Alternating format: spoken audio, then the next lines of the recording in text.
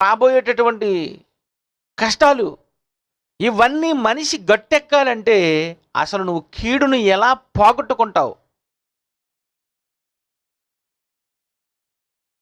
కీడు నీ మీదకి వచ్చును, మంత్రించి పోగొట్ట జాలవు అని అనేసాడు.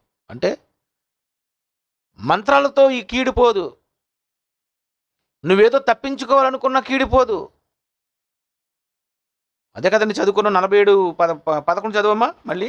కీడు నీ మీదకి వచ్చును, కీడు నీ మీదకి వచ్చును, నీవు మంత్రించి దాన్ని పోగొట్ట జాలవు. మంత్రించి పోగొట్టు జాలవు. ఆ కీడు నీ మీద పడును, ఆ కీడు నీ మీద పడును, దానిని నీవు నివారించలేవు. దానిని నీవు నివారించలేవు. చూడండి, నివారించలేవు అంటే మన మీదకి వచ్చేటటువంటి కీడును మనం నివారించుకోలేమట. అంటే మన మీదకి వచ్చేస్తుంది. మనం చేసేటటువంటి వాటి వలన ఏదో ఒక రూపేణ మన మీదకు ఏదో ఒక కీడు నీ మీదకి సంభవిస్తుంది. నువ్వు చేస్తున్నటువంటి దాని మీద ఇవన్నీ మనం అనుభవిస్తున్నప్పుడు, కీడు మన మీదకి వచ్చినప్పుడు మనం అనుకుంటాం, అయితే ఎలాగా, నాకెందుకు ఇలా జరుగుతుంది, నాకెందుకు ఇలా జరుగుతుంది. అప్పుడప్పుడు మీరు ఆలోచించుకున్నారో లేదో, బుర్రుంటే ఆలోచించుకుంటారు.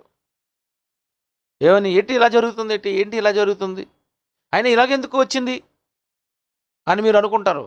అనుకునేటప్పుడు ఏదో ఇంకేదో అయిపోయింది అని మీరు అనుకుంటారు.